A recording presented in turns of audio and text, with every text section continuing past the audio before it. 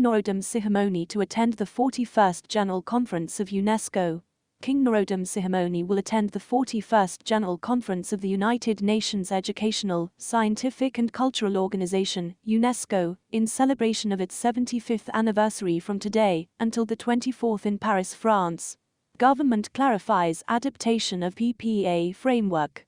After cries from non-governmental organizations, NGOs, and critics for the government to strictly adhere to the framework set forth in the Paris Peace Agreements, PPA, in 1991, Prime Minister Hun Sen addressed the concerns by saying that the principles were converted into Cambodia's constitution.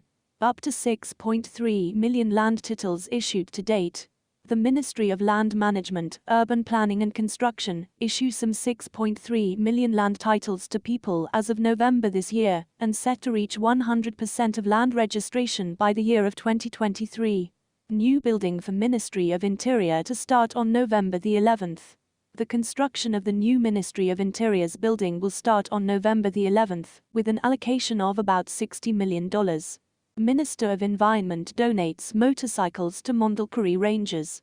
Rangers from the Department of Environment of Mondulkiri received donations of motorcycles from the Minister of Environment, says Sam Al.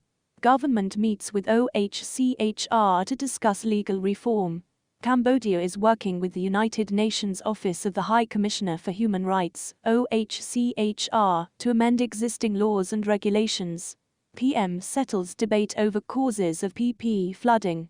Prime Minister Hun Sen yesterday disagreed with critics who suggested that several communes in Phnom Penh were flooded last month due to the filling of lakes.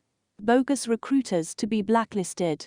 The Labour Ministry yesterday urged the public to report any companies or individuals who attempt to recruit people to work in Australia so they can be blacklisted, as no agreement for migrant workers has been reached yet between the two countries.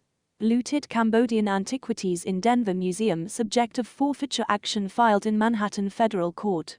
Damian Williams, the United States Attorney for the Southern District of New York, announced the filing of a civil complaint today, seeking forfeiture of 4 looted Cambodian antiquities at a museum in Denver, Colorado, for the purpose of returning the antiquities to the Kingdom of Cambodia. Australia commits to stronger cooperative ties with Cambodia. Australian Foreign Affairs Minister Marise Payne yesterday congratulated Cambodia on its role as the new chair of ASEAN, and expressed her satisfaction at the bilateral and multilateral cooperation between the two countries. Australia pledges more than 3 million COVID-19 vaccine doses to Cambodia. Australia has again pledged more than 3 million COVID-19 vaccine doses to Cambodia, Prime Minister Hun Sen said last evening.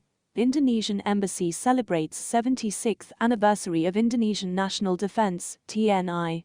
Mr. Sudirman Hasing, the Indonesian ambassador to the Kingdom of Cambodia, in his speech during the 76th anniversary of the Indonesian National Defense, TNI 12/10/2021, said that in the context of bilateral relations, both Indonesia and Cambodia have a close military-to-military relationship between Indonesian National Defense, Tentara Nasional Indonesia/TNI, and the Royal Cambodian Armed Forces, RCAF.